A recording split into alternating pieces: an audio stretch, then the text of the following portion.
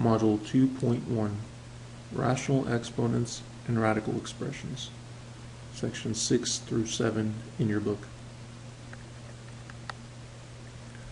Module 2.1, Opener. As with rational expressions, algebraic techniques related to rational exponents and radical expressions will be useful in simplifying trigonometric expressions later. In other words, everything that we're learning now is going to be useful later, even though we're not using trig right now. Some things to focus on.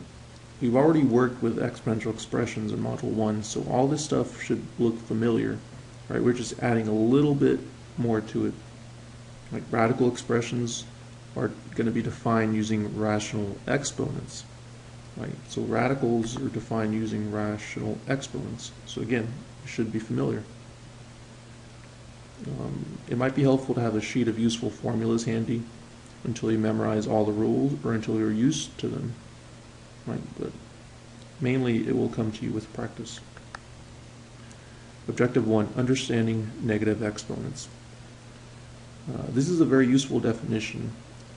It says a to the negative n is equal to 1 over a to the nth power. In other words, if you have a negative exponent, you can make it positive if you just put the number in the bottom of a fraction. Right? So notice that all this really says is that if you have a number like 2 to the negative 3, it's the same thing as 1 over 2 to the positive 3. Or if you have 2 to the positive 3, it's the same thing as saying 1 over 2 to the negative 3. You can go back and forth. All you have to do is switch the sign of the exponent. So as an example, if we have x squared times y to the negative fifth over 3 to the negative 2 x to the negative 3 power. Right. We can write these two expressions in the bottom on top. You can write x squared y, and we can bring this y to the negative fifth in the bottom actually. So we can just write x squared over y to the positive fifth. And we can write 3 squared times 3 squared times x to the positive 3. We can use our usual rules for exponents now. The same base for the x's, so we can write x, and then 2 plus 3 is 5, times 3 squared is 9, over y to the fifth power. Now everything is written using positive exponents, so it looks a little bit nicer. One thing to be careful, a negative exponent does not mean that the expression will be negative. So a negative exponent has nothing to do with the sign of the number. Doesn't mean it's going to be negative or positive. Right? Even something like negative 2 to the negative 2 power. Right? You have to be careful and just go by the definition. This means it's 1 over, this negative 2 now can be written in the bottom, negative 2 to the positive 2 power.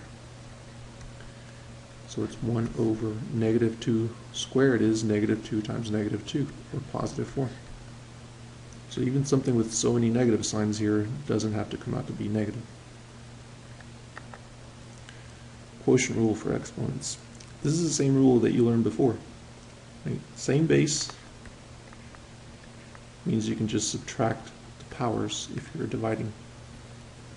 So as an example, if we have 2x fifth power over 2x to the negative 6th power.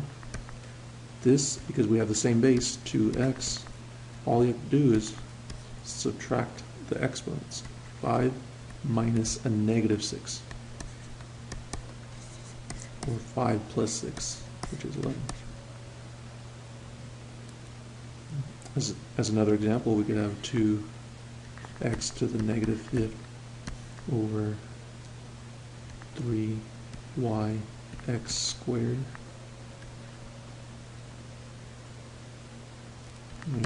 We leave the 2/3 alone. We leave the y in the bottom if we want to. And then here we just have x to the negative fifth power minus a 2, because we have the same base, x and x.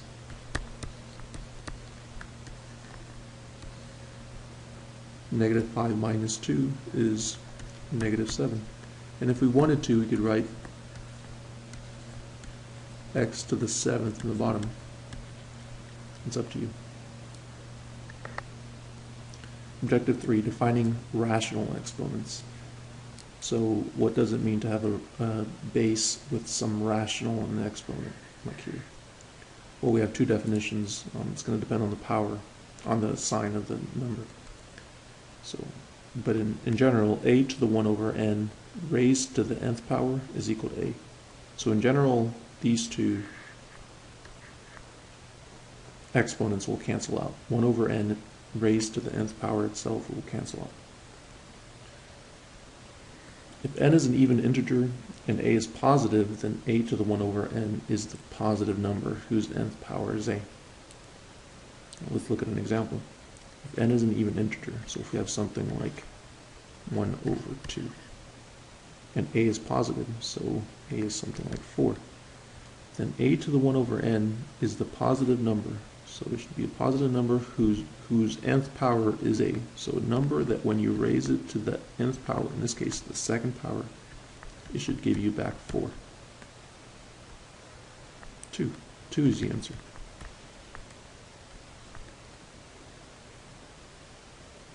If n is an odd integer and a is positive, then a to the 1 over n is the number whose nth power is a.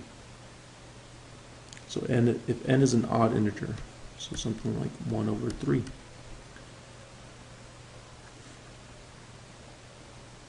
and a doesn't have to be positive. A can be anything, actually. This is a typo. A is something like, for example, it could be negative 8.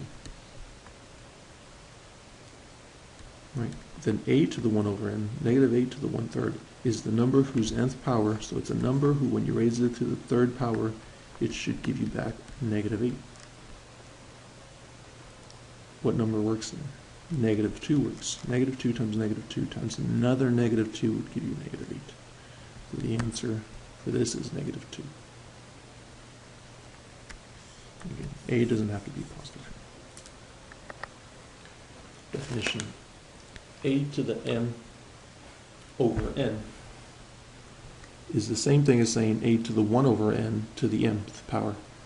Remember, this is our properties of exponents from before, because you can multiply m times 1 over n. So as an example, if we were trying to do let's see, 9 to the 3 halves, what does that mean? Well, we could do it piece by piece. We could say 9 to the 1/2 to the third power. 9 to the 1/2 is the number that when you raise it to the second power gives you 9. It's 3. Because 3 squared is 9. So 3 to the third power now is just 3 times 3 times 3, which is 27.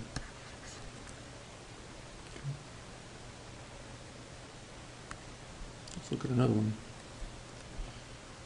Let's try 27. Some easy numbers here. To the 2/3. Looks very similar. You can break this down as 27 to the 1/3 squared. Again, 27 to the 1/3 is the number that when you raise it to the third power you get 27. That's 3. 3 to the third power is 27. So this is all just 3. 3 squared is 9. Okay. In fact, not only is that true, but a to the m over n, you can also write as a to the m first, and then raise that to the 1 over n. The order doesn't matter, right? Either one of those is fine. Because you get the same thing when you multiply these two. M times 1 over n is always equal to m over n. So it doesn't matter in what order you do this. Right. So if you're trying to figure out, for example, 2 to the 2 over 5th power, maybe, then you could first just do 2 squared, and then to the 1/5. 2 squared is 4 to the 1/5. Right, and if this doesn't simplify, then you just leave it as that.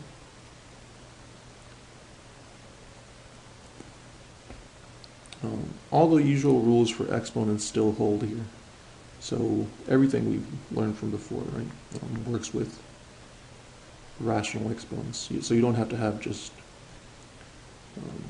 whole numbers in the top. So if you have a to the m over n times the same base again, a to the, let's say, p over q, right, because we have the same base, right, the rule still applies that we can add those together. This is m over n plus p over q, etc. All those rules are still the same. So, as an example, x to the 3/2 times x to the 1/2. Right? You can add straight across. This is 4/2. 4 over 2 is 2. This is just x squared. And you're done. Defining radical expressions. This is an important, very important part of this section. We read this as the nth root of a. Nth root of a. And all it means is that it's a raised to the 1 over n power. So really we're just defining it to be an exponential expression. And for the same reason, right, by definition, a to the m over n is the nth root of a to the nth power. Right? That's not clear. It's because a to the m over n is equal to a to the 1 over n. A to the nth power raised to the 1 over nth power. And again, by definition, that is the nth root.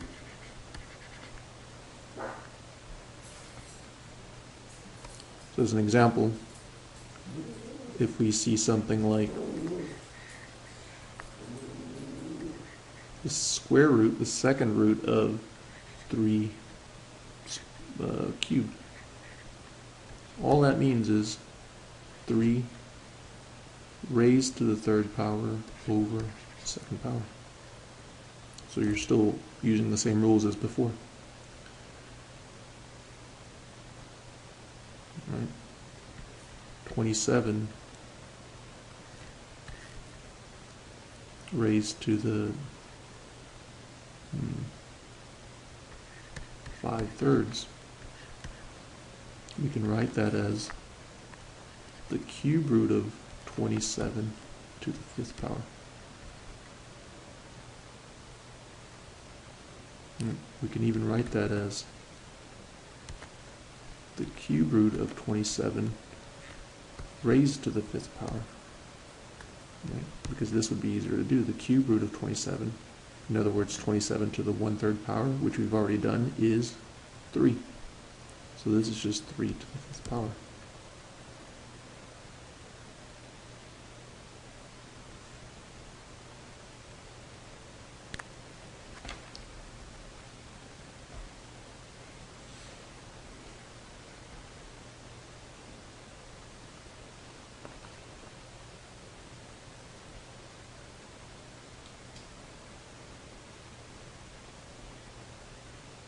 One more example.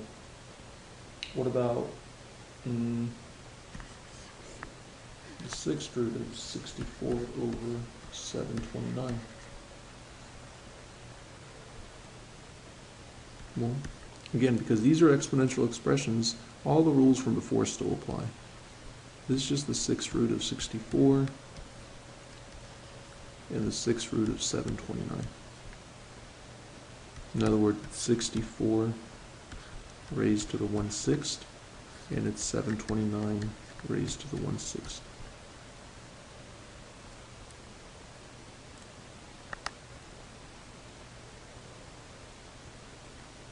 Okay. But remember, we have to be a little careful with the signs. So let's look at something like -2 squared to the 1/2. And take a second and try to see if you can figure that out.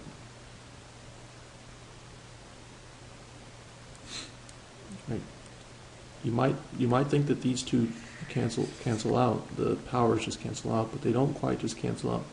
If we look at this, -2 squared, first of all, is 4. -2 squared is 4. Then raise that to the 1/2 power. Again, it's the number that when you raise it to the second power gives you 4. So that would be 2. So you don't get -2 as the answer, you get +2. Which brings us to a little note here. You have to be careful that when n is even, the number is always going to come out to be positive. So this is actually an alternate definition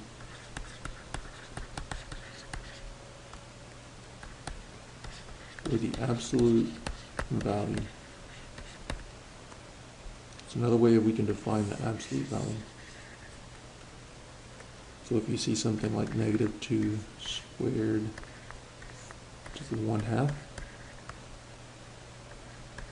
because these two numbers are the same, the 2 and the 2, this might as well just read the absolute value of -2. And the absolute value of -2 is just 2. Why? Again, because you have to go back and make sure that first you square that number. You can't go -2 to the 1/2 first and then square that, because remember that we had the definition from before that said that if this is even, this 1/2 is even, then the thing that's inside the base has to be positive. But this doesn't work.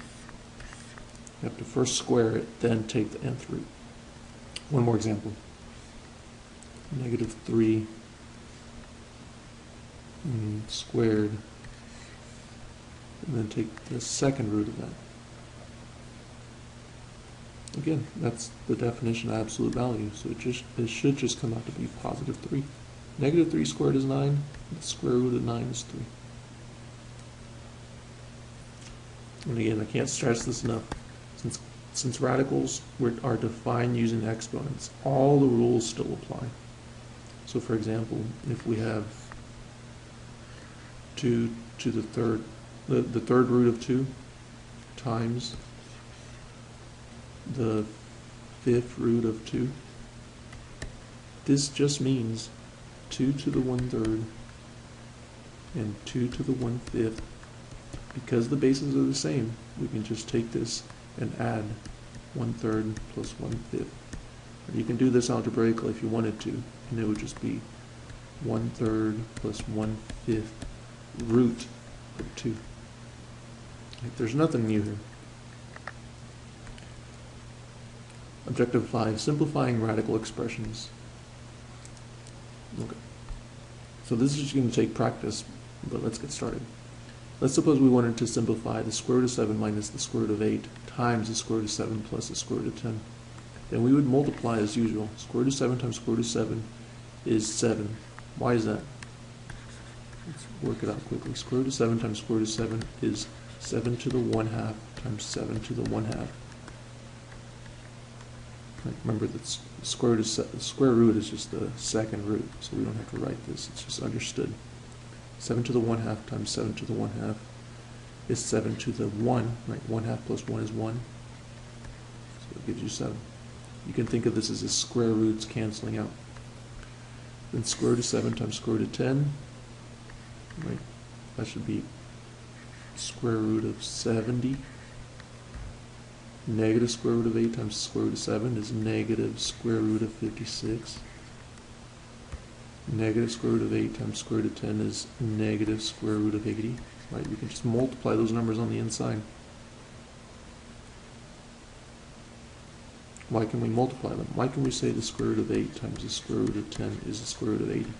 Again, it's the properties of exponents. This is 8 to the 1/2. This is 10 to the 1/2. Remember that there was a distributive property that says that this is equal to 8 times 10 to the 1/2. We can just raise both these numbers to the 1/2, which is what we're doing then.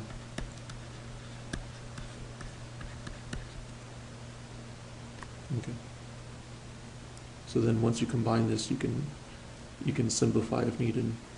Actually, you shouldn't multiply things out. We shouldn't have done 770. We should have left it as 7 times 10. We should have left this as 8 times 7. We should have left this as 8 times 10, but it doesn't really matter now. Right now we're just learning how to multiply things out.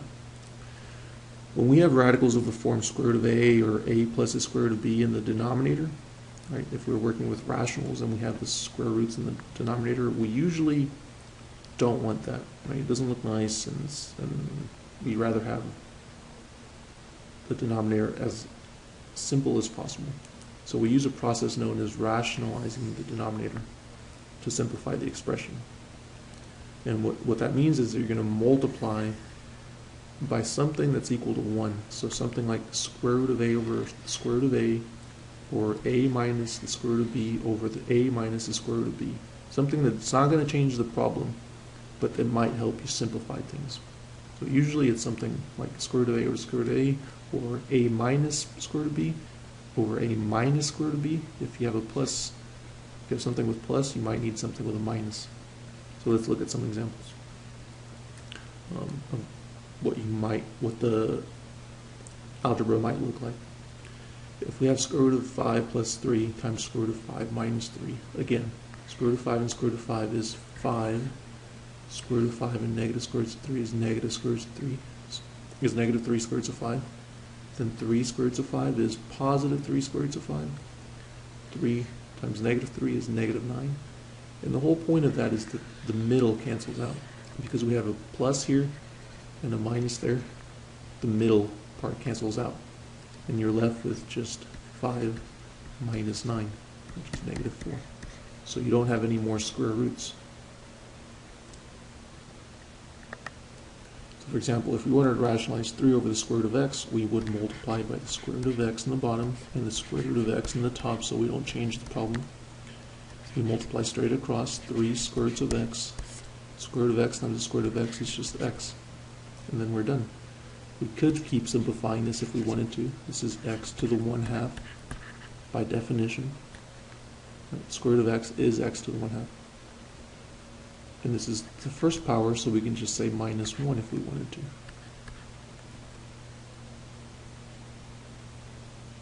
But that would just give us back to where we started. We would get 3x to the negative 1/2. Lots of ways we could write this. But the whole point is that we don't want a rational in the bottom, a radical in the bottom. Same thing here, we don't want this square root of 3 in the bottom, so we're going to multiply by 3 plus square root of 3. Same thing on the top, 3 plus square root of 3. You should get in the habit of putting these in parentheses. So once we do 3 times 3 here, we get 9. 3 times the square root of 3, we get plus 3 square roots of 3. Negative square roots of 3 times 3 is minus 3 square roots of 3. Negative square roots of 3 times positive square roots of 3 is negative 3. And in the top, we're going to leave it as it is now. Square root of 5, 3 plus square roots of 3. Again, remember, what we're really concerned about is the bottom. So let's write down the top again. Square root of 5, 3 plus square roots of 3. And the middle part cancels out in the bottom, and we're left with 9 minus 3, which is 6. So we're done. We don't have any exponents, we don't have any radicals in the denominator, so we're finished. If we wanted to multiply that out, we could. This could be read as 3 square roots of 5 plus the square root of 15 over 6. And square root of 5 times 3 and square root of 5 times square root of 3. Explain why, oh, and this is pause and practice, so try this on your own real quick. Explain why the square root of 64 x to the 4th y squared is equal to 8x squared, absolute value of y. Remember, by the rules of exponents, we can look at these things individually. This could be looked at as the square root of 64, square root of x to the 4th, square root of y squared. Right. Square root of 64 is 8. Square root of y squared is the second root of y squared. Remember, that's the definition of absolute value. X to the 4th. What about that? That's x to the 4th to the 1/2. So x squared.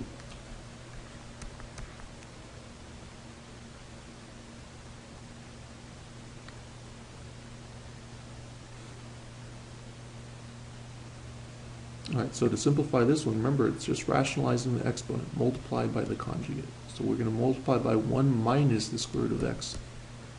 1 minus the square root of x. Put the extra parentheses there. We're going to do 1 times 1, which is 1. Remember, all the middle stuff is going to cancel out, so I'm not going to write it this time. 1 times 1 is 1. 1 times negative square root of x. Square root of x times 1, that will cancel out. Then the square root of x times the negative square root of x is negative x.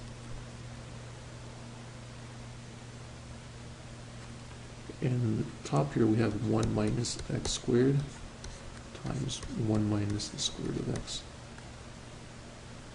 I'm just going to leave it like that for now.